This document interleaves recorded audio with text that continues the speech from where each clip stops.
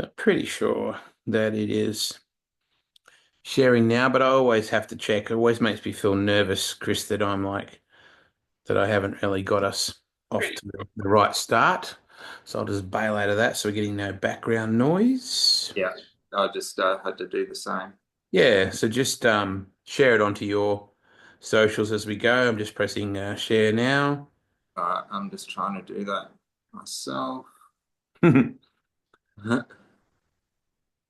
And by all means, if everybody could just press share as they start watching,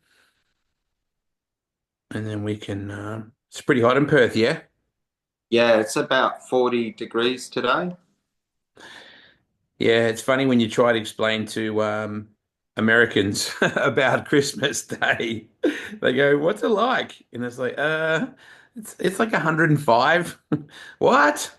Yeah, we have we have Christmas Day usually by the pool or you know eating cold foods.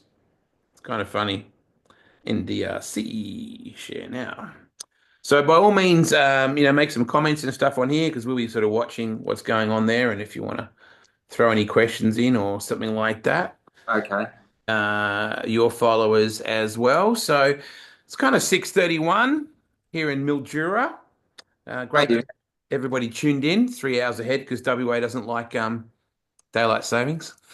Yeah, that's a bit of a bone of contention over here. Oh, I know. Everyone gets really PI 55Y about it, that's for sure. But anyway, great to have your company. And if you, as I said, if you could share this as we go. Hello, Karen Parkinson tuned in. Gillian Whip, Peter and Di Duffy, I should say. And so anyway, great to have your company. We kind of did this at the last minute. So Chris and I have been talking about this since, I don't know, you first, I reckon it was at the Motorplex. And then we saw each other at the bend.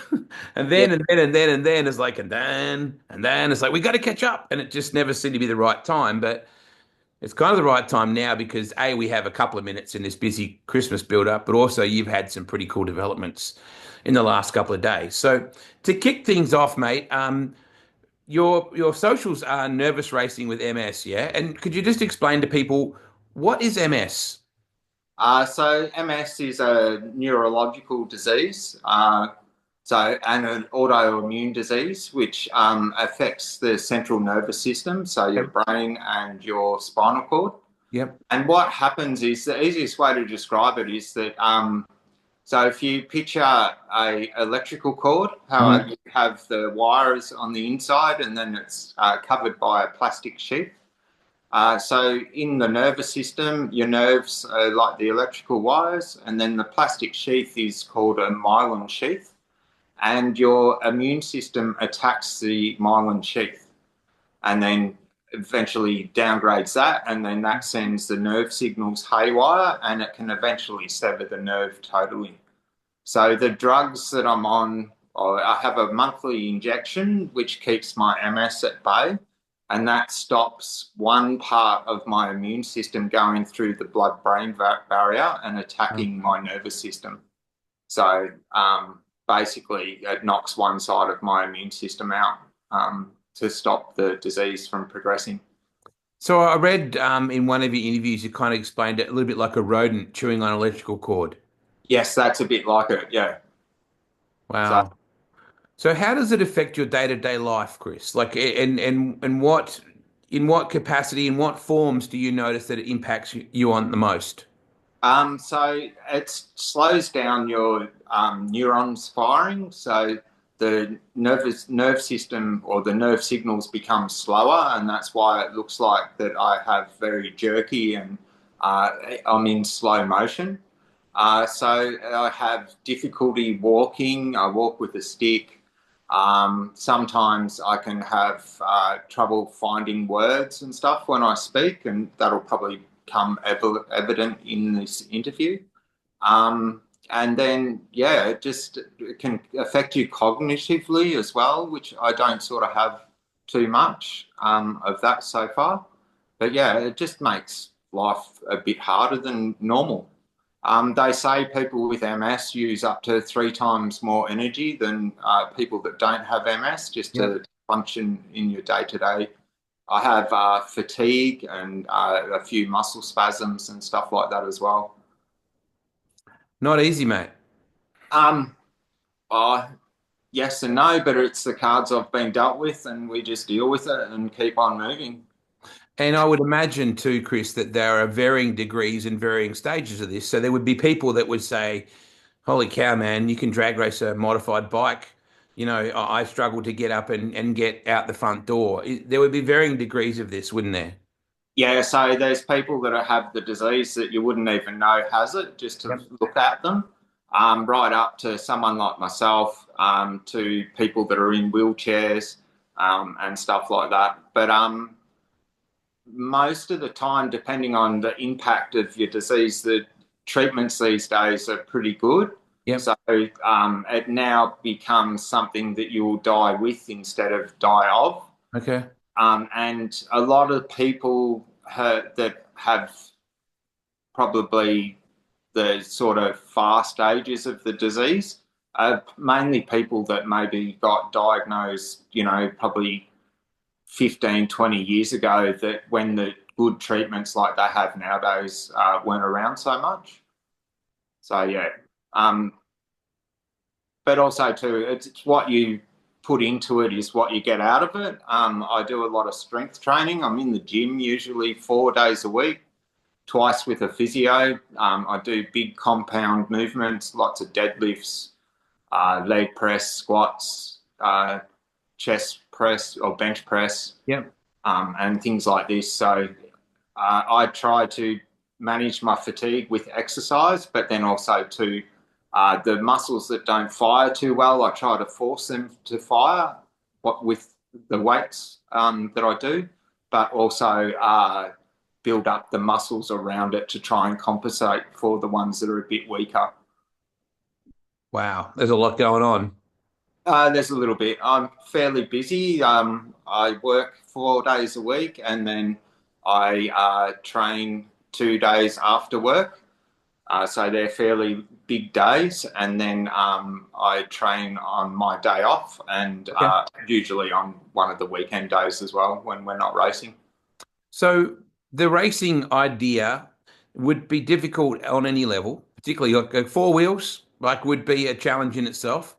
To do it on two wheels, and I think I read as well that you had dropped a couple of expensive motorcycles at traffic lights and things like that, where you started to think, this isn't an easy gig. To then go on to the idea of drag racing motorcycles with this in mind, how did you get through that licensing process? How do you have the consistency in the balance? Because is balance the main issue with this? Yeah, so it does affect my balance, and it also affects the right hand side of my body, more so my right leg.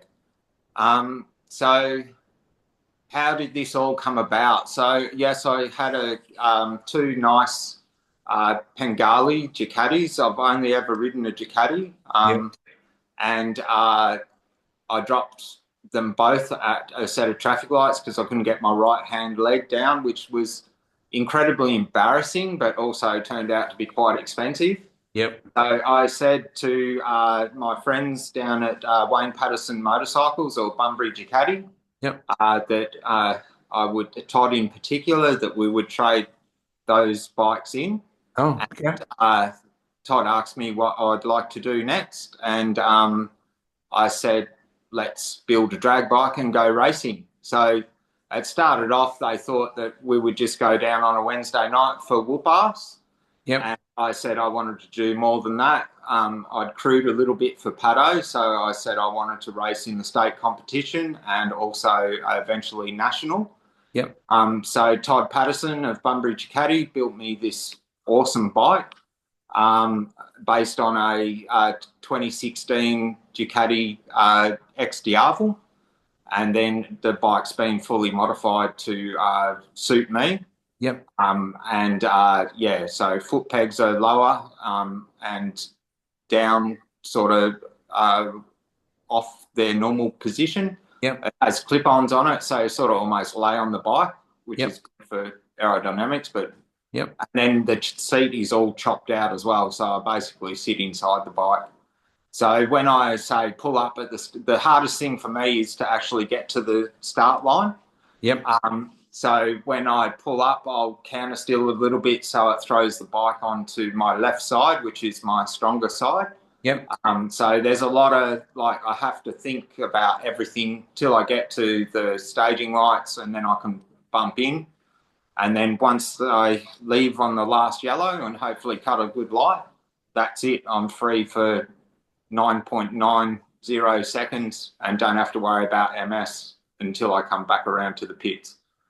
So, Chris, I've had experiences with well, a couple of athletes that suffer with things like tics and things like that. Like, and you go, wow, like, and one of them is extremely high profile. He's very, very good at jumping, and you think to yourself, God, like you've got to deal with the intensity of what you're doing, plus then the side effects of what he's got going on.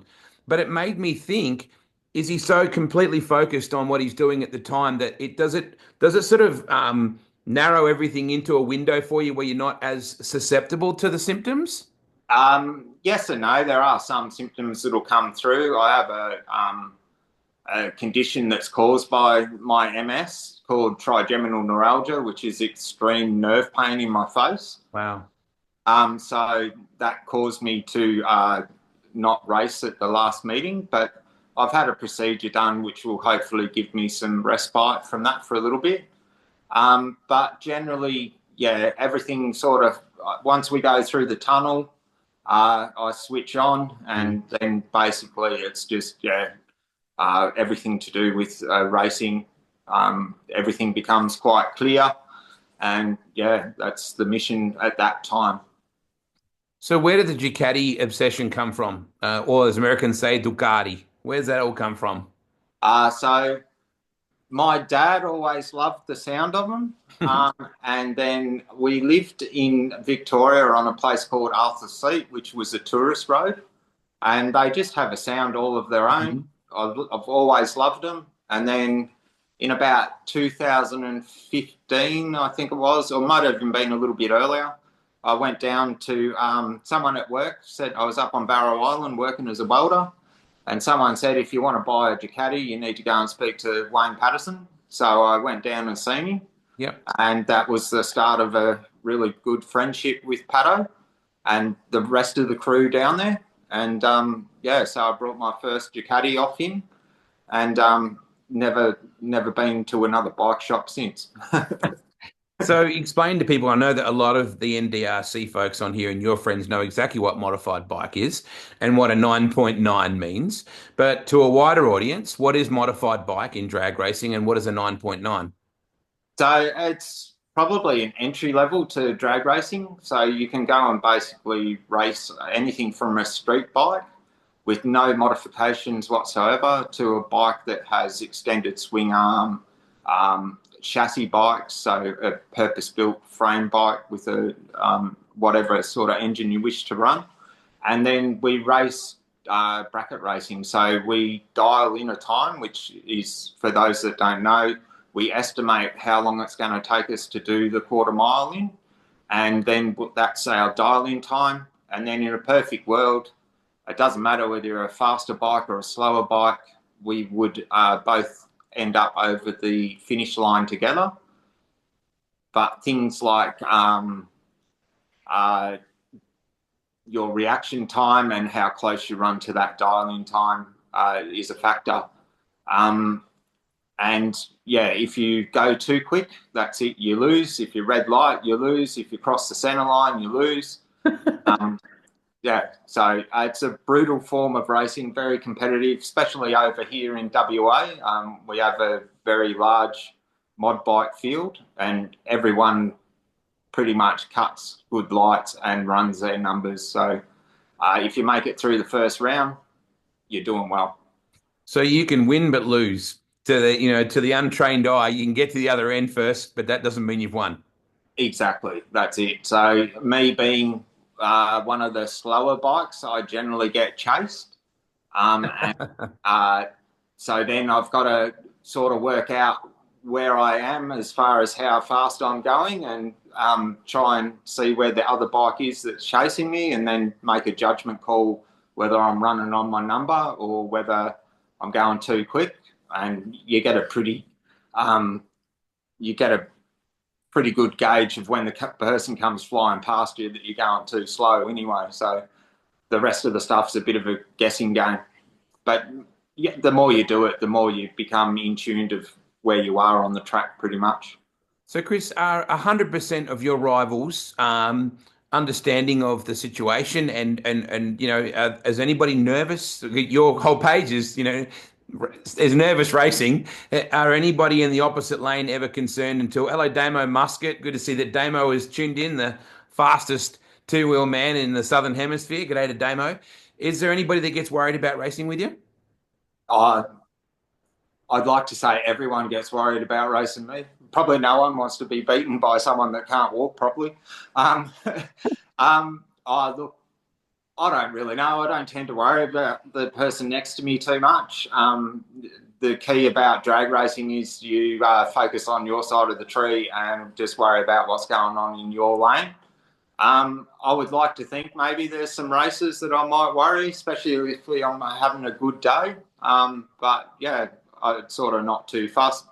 Having said that, I get a huge amount of support from everyone. Like, it doesn't matter whether they race mod bike, comp bike, or even the top fuel guys. Um, yeah, top bike as well.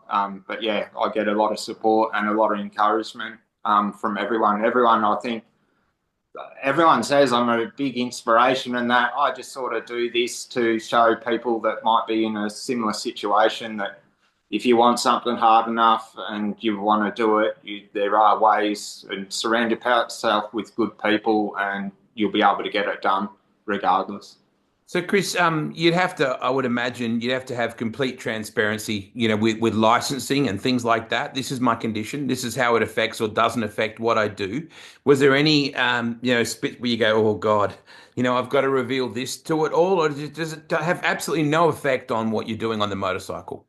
Um, Once I'm off and running, it has no effect. I've dropped the bike on the start line a couple of times, which once again is a bit embarrassing, but it was normally when there was a big change with the bike, so I'm getting used to it.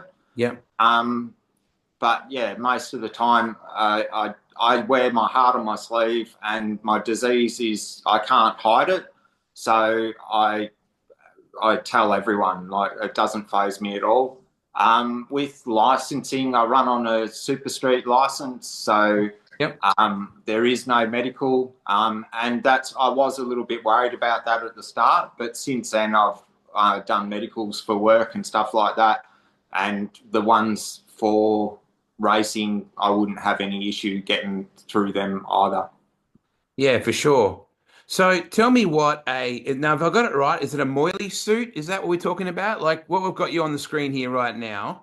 Yeah, so this is a Molly suit. So um, it's not a suit made of MDMA. It's a suit that is basically it's like wearing a compression clothing. And what it does is the easiest way to describe it, if you could picture yourself naked and standing in the rain, and you can feel every single raindrop land on your body. So it sends electrical impulses over my body, and you can stimulate certain areas more than others. Yep. And then it basically makes all your muscles relax. So it takes away your tone and spasticity symptoms, which is what I have a lot of in with my MS. Yep. And then it allows you to walk like a normal person. It was like I had a brand new body. This suit is amazing. So this was the first clinical trial that we did a couple of days ago. Yep. And about the first video that was shown there is about wearing the suit after about 10 minutes. Yep. And the last video is after wearing it for an hour. Wow. And then when I get my own suit, or when we do the home trial, I wear the suit for an hour every day, just sit around, watch some TV or read a book or something. Yep. And then you take the suit off, and then for the day you have symptoms relief. the more I wear it, and I need to do some walking rehab, which will start next year. Because I've walked like this for so long, I've forgotten how to walk normally. Yep. So I'll do that, and then basically the aim is to be able to walk around normal without a stick or anything like that. So And the ignorant person in me says one of the most difficult parts of all this looks like getting into it. yeah, it's quite tight. It was a bit of a mission to get in it, but yeah, with a bit more practice, it'll be all right. And I dare say I'll have to get Ebony to give me a hand here and there to get it on. So it's important that you mention Ebony because she's reluctantly going to appear on the couch next to you here because I said to her before, you mentioned her, you said without her, you wouldn't be doing this. So can you introduce us to Ebony and can you explain what you mean by that? Merry Christmas, Ebony. Good to see you. Hi, Merry So Christmas. this is Ebony. Ebony is my, what is she to me? She's my everything. She's my rock. She's my strength. And yeah, she is the crew chief of my racing. She loads me onto the bike, so I can't actually get my leg over the bike, so she picks my leg up and throws it on, and I get on the seat, and then she'll push me out and yeah, get me into the burnout box, make sure I'm in the right spot there, and do all the videoing and everything like that. She sets up the bike. She does everything. All I am is just a nutcase that rides it. Ebony does everything else. Ebony also's helped like Pato with his turbo bike. She'll help Brian Hotka with his mod bike. She's given Single a bit of a hand every now and then with stuff with that. So yeah, Eb's very involved in the drag racing. And yeah, I wouldn't be doing it without her. She comes over to wherever we race interstate. She helps me through the airport. If I'm not having a good day or we need to get on the plane quick, I'll wheelchair through the airport. Makes it easier for me. So she pushes me. Even if I try to use the brakes as a skid steer or have my stick out using it like a paddle and being an idiot, yeah, Eb's there all the time. So Eb, basically you fell in love with a pain in the ass. Oh, huge pain in the ass. Unfortunately, the heart doesn't know, right? You just gotta. What is it about this lunatic that made you want to be with him? Oh, we've been together a long time, so let me think back. He was, well, he still is. He's quite handsome. That little rebel side of him, but he's also incredibly generous and very kind. So you like bad boys, Eb? Is that what you're saying? Because I Just mean, he looked a bit like Santa Claus in the suit. I got to admit, when he had the longer beard, it looked like he was 100 years old. I like this look a bit better, mate.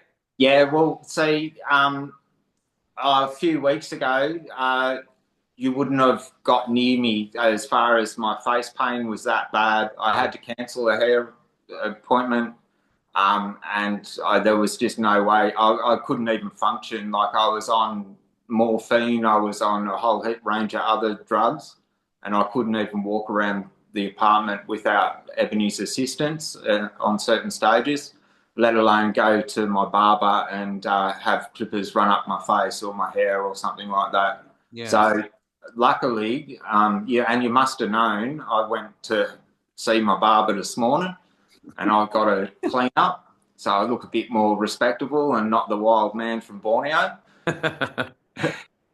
Eb, I guess there's a big difference between empathy and sympathy. There's a lot that you can empathize with. He doesn't need you to feel bad for him in these situations, right? You just need to have, I guess, some understanding, and you would know that better than anyone. Yeah, I've been on the journey with Chris. It was very, very rough at the start, but his resilience and positivity is amazing. He'll have a fall, and I guess at first I was really panicky when he was Hmm. first had a fall, but um, it's what happens now. So you just got to make sure that he's okay. He's got to take his time to get his feet back underneath him and find some support to then stand up. Yeah, those sorts of things. Yeah, it's not, I do feel sorry for him, but yeah, I wouldn't flat out say it every single time. He doesn't need that, and he doesn't feel sorry for himself. So it's as he says, the cards he was dealt with, and he deals with it. I don't do sympathy very well. I had a feeling you'd say that. Yeah, Yep. Yep. yeah. I don't want sympathy like at all. Like, don't feel sorry for me. This is the way it is, and I'll live my best life. Mechanical sympathy is different. Right? Yeah, You can feel sorry for someone because their bike shits itself. That's different to some bloke that looks like he's had 12 beers before he gets to the burnout pad. That's different, right? yeah, yeah. And that's the funny thing. I actually went to a bar one night, and the guy nearly refused me entry. And I said to him, I spoke to him, and I said, "Look, I've got MS," and he's gone, "As soon as you opened up your mouth, mate, I knew you weren't pissed." Mate, you would guys and girls that ride drag racing motorcycles are a different breed. And I say that with the utmost respect with, Damo Musket and, Benny Stevens and, all those guys. Does it does it frighten you? Have you been around this game too long that you're immune to that sort of stuff? Or is it just part of your culture? Or do you understand the differences between two and four and how you're plugged in? Me, um, every single time he goes out there, I am a bundle of nerves. I'm doing breathing meditations. Wow. Yeah. But yeah, I've just got to suck it up. This is what he wants to do. He's got the opportunity, so yeah, I'm gonna be there for him. Yeah. I got a feeling when we talked before, Chris, when you first introduced me to Ebb Online here, that she's a bit of a Zen kind of person. Like when she said breathing meditation, I thought, yep, I can absolutely see that. Is that something that you bring into what you do with breathing and flow and your mental stability in terms of how you approach things? Um, Maybe sort of. It is maybe something that we might look at next year, but generally I just go for it. So Eb's the level one in the relationship, and I'm the one that just goes, "That's what we're going to do, and this is how we're going to do it," and yeah, go and try. What do we know about MS and what's being done to fundraise and to understand it better? So MSWA fundraise quite a lot, and then they push money around to different research projects. There's another place called the Perrin Institute, which I tend to donate some money to from the sales of my T-shirts when I've got them for sale. And they're probably the two big ones. There's a research thing at the moment called the platypus trial. Okay. And that's a worldwide thing as well. It's called different names in other countries, and that's a push to find a cure. Basically, they're going to see if all these previous drugs that have all gone through the trials and everything actually do something to stop MS. So hopefully I can get on that trial as well, which I've registered for it and that. So we're just waiting for it to kick off in Australia. It should kick off early next year once they get the funding sorted out. Yeah, but I'll ask you this first, and I'll ask Chris after it. Is he mentally drained after a day of competition? Like, there's the physicality of what he's doing, and he mentioned before how they've proven that people with MS, work 3 or 4 times harder with their bodies just to achieve basic things. But mentally, is he more exhausted at the end of that, or do you don't see a difference in the way the day sort of dips over? Oh, no, definitely. I see a huge difference. He's knackered. And even as the racing might progress into the evening, fatigue starts to set in. And then he's really got to focus. If he's still racing, he's got to focus so much harder. And then the next day, he's sore, he's really fatigued. Hopefully, we don't have anything planned because, yeah, he just needs to rest. Yeah. Hmm. If it's really hot as well, Yep. that's a whole other level because his body is just unable to regulate temperature. So we do have an ice vest for really hot days as well for him. As a guy that said before, that a lot of people are saying you're an inspiration, mate. We love watching you race. You're an inspiration. Inspiration. That word is used a lot here, and that's absolutely true. But at the foundation of this is just a stubborn guy that wants to ride a motorcycle, right? I mean, ultimately, no matter what challenges you face, you want to ride a Ducati motorcycle as fast as you can inside the 9.9 window, as you can. So that's what motivates you first and foremost. If you can be an inspiration, that would be a bonus, right? Yes. Yeah. So I do this for my own enjoyment because I'm free. Like it's yeah. And then if I can influence or encourage or inspire other people to do whatever they love, then that's a bonus. But yeah, I don't do this so that I can be like mega famous or anything like that. I just put it out there so that hopefully someone else that might feel a bit down on their luck or something can see what I do and then go, hey, if this guy can do it, well, why can't I? I think particularly this time of the year, guys, Christmas can be a really difficult time for people, and it's a bit of a segue that I'm drawing in myself here because I know that on the surface, it's a big, busy, badass life, but there's a lot of things that get people down. There's loneliness, there's depression, there's financial burdens, there's all those things, and I'm using this platform at the moment to make sure that we all check in on our mates and family right now because there's a lot of people that have the Christmas tree up in November, and this is the best time of the year, and it's incredible.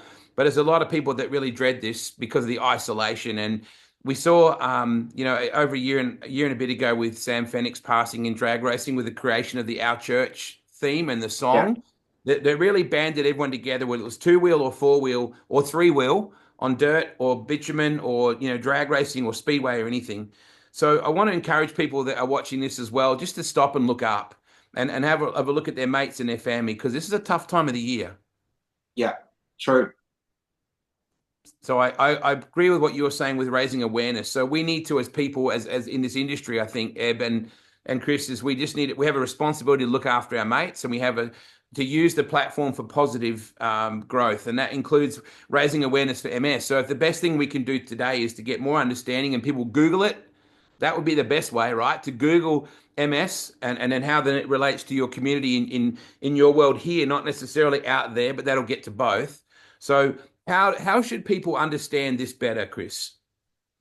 As far as to get, MS and how we can raise money, how we can raise awareness. Benny One Ball's just popped in now, just now, towards the end of it, by the way. Good work, Benny. that's all right. I sent him a text telling me be on at 3:30. He's on Benny time, mate. You know that. That's all right. He's up in Mackay. It's a bit slow up there in Queensland, but that's cool. Um, so yeah, just Google. Each state or territory generally has a MS association, like MSWA over here in South Australia's MSANT. Victoria, Tasmania, they're all the same. And maybe just get on there and have a look. Most of the I know here in WA they have big home lotteries and stuff like that where they raise a fortune for us through. And yeah, probably just get on that and just have a look and see what the disease is about and what it does, and follow me, and you'll find out heaps of stuff. Yeah. So the Nervous Racing with MS page is a great place to start that.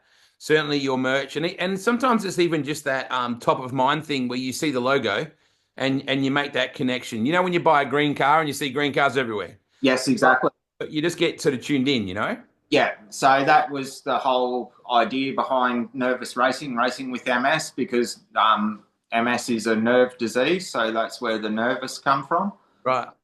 And yeah, obviously I'm racing.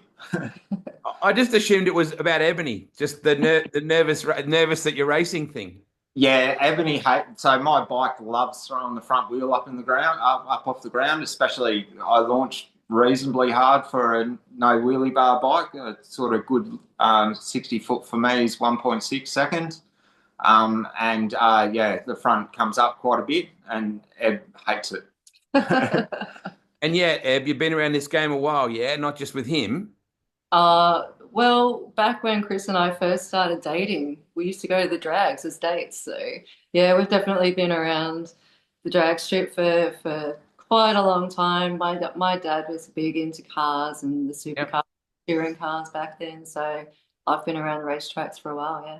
And Paddo's a bit of a local legend too, particularly down in Bunno. Aussies love to add the letter O to everything. I certainly remember him in his sidecar stuff, I think with Pinky Mortimer and guys like that down in Bunbury as well. So he's always been a badass when it comes to making 2 and 3 wheel things go fast. His racing crew is amazing. It's Yeah, impressive. there's nothing Pato can't do on a motorbike. Yeah, it's Um, super cool. Pato was actually the one that got me involved in this. Him and Brian are a little bit of a collector of lost souls. So I was diagnosed.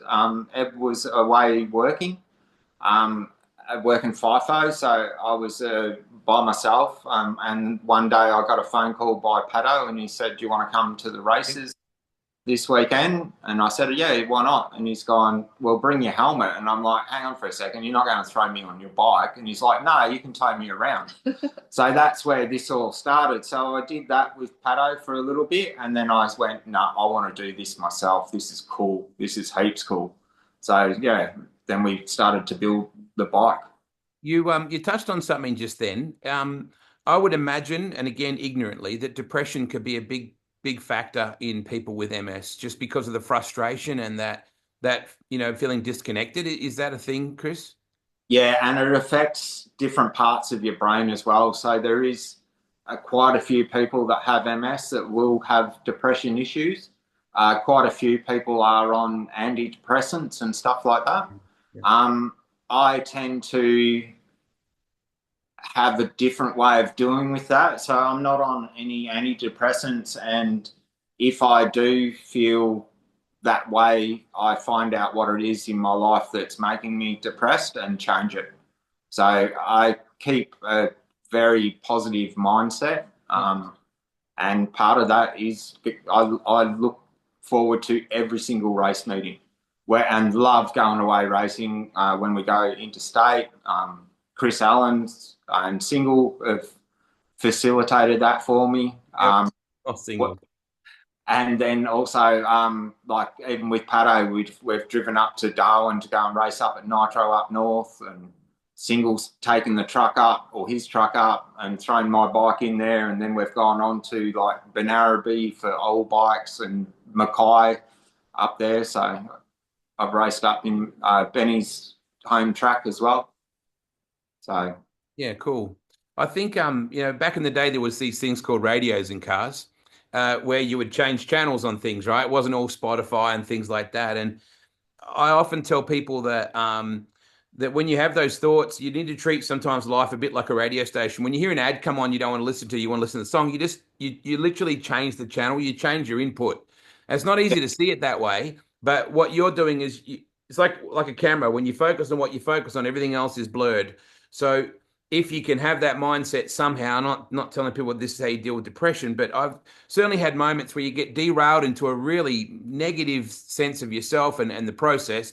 If you treat it literally like a radio station, you press that next button and you just go, just look there, because there's a lot of reasons why you could be pissed off with the world, mate, and think, why me? You've got Ed by your side, so already you're winning, regardless of what you do on a motorcycle. But you've got that energy rush and that adrenaline rush of the community around you. yeah. So yeah, exactly. So and the like just being at the track and seeing everyone, like when I just come out of like having surgery done for lesioning the nerve in my face, I was still in a huge amount of pain for a number of days afterwards. I decided not to race because there was no way I could do it, but still wanted to go down to the track to see everyone, to see all my friends, to see the junior drag bike boys. Yeah. It's just started in WA, which I get a huge kick from being around the young guys and maybe giving them a hand to pick dial-ins or maybe a bit of advice on how to ride the bikes or whatever, or just to see their smiling faces like after they've and the banter and shit talk that goes along with them. It's quite funny and I love it. So, and that was enough to lift me, even though I was in pretty bad way that particular day. It just gave me a little lift being around everyone and seeing the young boys on the bikes going hard as well was really cool. And then for some reason driving home, all of a sudden the pain stopped and then I haven't come back since. So fingers crossed. Yeah. could be on for a winner for a little while. It is something that I'll have to keep on going and doing. But yeah, hopefully I can get 12 months out of this treatment and then go back in and have it redone. So, P.S. Turn to the right. There's your win, mate. There's your championship right there. That lady sitting right next to you, who is the inspiration. The Ducati's cool, but Eb's way cooler than a Ducati. I'm glad that you chased me up that day when you first came up to me. I'm sorry it's taken us so long to do this. And look, at the race meeting, it's always I'm always a bit flooded with information and stuff like that. But a couple of times we've caught up, and I think the most recent was at the Bend. And I'm so glad that we've done this now. And so I want to urge other people too to just drop me a line like you did, mate, and say, "Hey, can I tell my story?" or can I tell someone's story? Because until we know, we don't know. So I'm really thrilled that we've done this. I want to get people to get around your merch, get around the MS. Just Google it. Google nervous racing with MS, which is Latin for Eb's nervous. And please be careful over the Christmas New Year period. Both you guys have a wonderful Christmas, and there's a lot of racing coming up in the new year, I know, but a lot of radicals on the road. People, just look out for your mates because this is a dangerous time, Yeah. Can I give my sponsors a bit of a Yeah, plug? go for it. I'd like to have a big thanks to my sponsors, Bruce Avery Transport. They give me some fair bit of coin each year, and I really rely on my sponsors. There's Wayne Patterson Motorcycles or Bunbury Ducati, Bunbury Dyno, Jack Supplements, and ERGT, my workplace, who pays Yep. for all my flights when we go and race interstate, which is awesome. And without the support of these companies, yeah, we wouldn't probably be racing as much as what we do. But yeah, thank you guys for your support, and hopefully it continues in the future. Yeah, absolutely, mate. Looking forward to catching you up for the March 1 to 3, March 1 to 2 around there, Westerns, I think. Looking forward to seeing you guys for that when the NDRC comes back. And we need to catch up. I need to get around a shirt and get around his socials as well. Give him a follow. And please share this out. The more we can talk about this stuff, the better. Thanks for sticking around, Eb. I know you wanted to just do one question. You were gone. Do you see how it kind of kept you in there? You're very good at that, aren't you? Well, she's the story. She's the story as well as you are, Chris, right? Oh, very much so. Like, I'm the one that doesn't mind the limelight. I can do it, and Ed really just likes to be in the background. So thank you very much, babe, for coming in, because you're as much of a part of this as what I am. So yeah, absolutely. Thank you, Chris. Thank you, babe. Wonderful to have you guys' company here today. Thanks for fitting us in at the last minute. Have a safe Christmas, everybody. Please look after your friends. Just eyes up. Just keep an eye. If someone's gone a bit quiet, someone's even on Christmas Day, sometimes people spend the whole day by themselves and you don't even realize it because they're not going to say, "Hey, what are you doing?" Sometimes you have to nudge someone and say, "Come over to our place, mate. Like, have a prawn or grab a snag at our place." And I'll see you guys. Hello, Brody Zapp. You're tuning in. Adam Layton just at the last minute there as well. So a bunch of cool cats tuned in. Happy New Year. Merry Christmas. And I'll see you guys in next year, right? no worries. See you in March. Hopefully I can Merry get a gold Christmas. Christmas tree. Yeah, absolutely. Looking forward to it. I'll be nervous, just like Ed. See you guys. Thank you. See ya.